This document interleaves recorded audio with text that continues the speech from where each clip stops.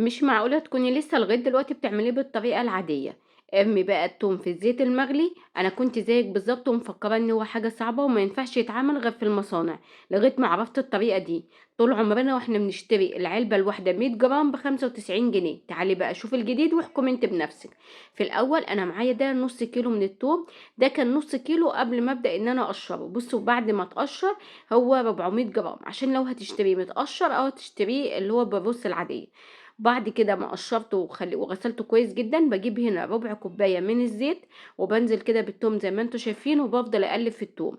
انا بصوا مخليه النار بتاعتي هاديه جدا زي الشمعه، لان انا مش عاوزه الثوم ياخد معايا لون، بس في نفس الوقت عاوزاه يدبل معايا ويطرى زي ما انتم هتشوفوا دلوقتي. هياخد بقى معاكم على نار هادية حوالي ربع ساعة، بس على نار بصوا زي الشمعة.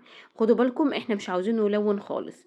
خلاص كده شوفوا بضغط عليه بلاقي ان هو بدأ ان هو يطرى معايا. يعني لما اضغط عليه كده الاقي ان حبة التوم بتاعتي يعني بصوا بقت طرية خالص زي ما انتوا هتشوفوا دلوقتي.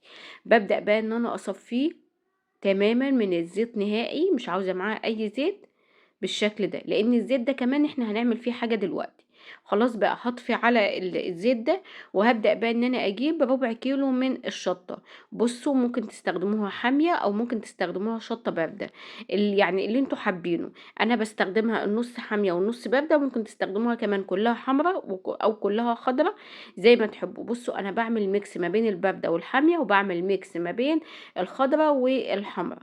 تمام. بس بصوا انا حتى لو هي حامية انا ببدأ البس جوانتي، واشيل الجزء اللي فوق واشيل كمان القلب منها عشان ما يكونش فيها بذور. البذر اللي هو موجود فيها ده طبعا ممكن تعملوها بالبذر، بس لو انتوا عاوزين تطلع معاكم زي الجازة بالظبط شيلوا البذر منها.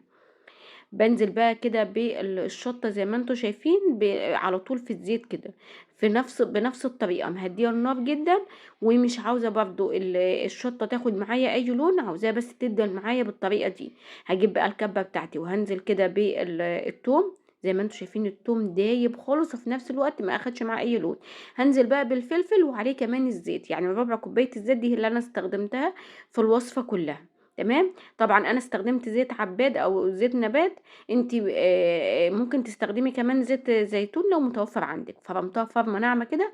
ولازم عشان نحفظها لازم أن يكون برطمان ازاز يا جماعه، علشان هو اللي بيحفظ الحاجه مده طويله. لان عاوزه اقولك ان معجون التوم ده يستنى معاكي، والله والله البرطمان ده بيستنى معايا ما شاء الله اللهم بارك ازيد من سنه، من السنه للسنه بعمله. ليه؟ لان بصوا اقل من نص المعلقه كده بيكفي.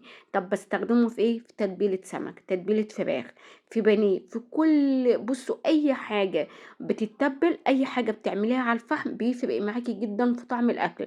كمان بستخدمه كده وانا بقلل المحشي. هو الصراحه اقل منه بيفرق جدا في الاكل. اظن بعد الوصفه القمر دي تسلم ايدك يا لولو.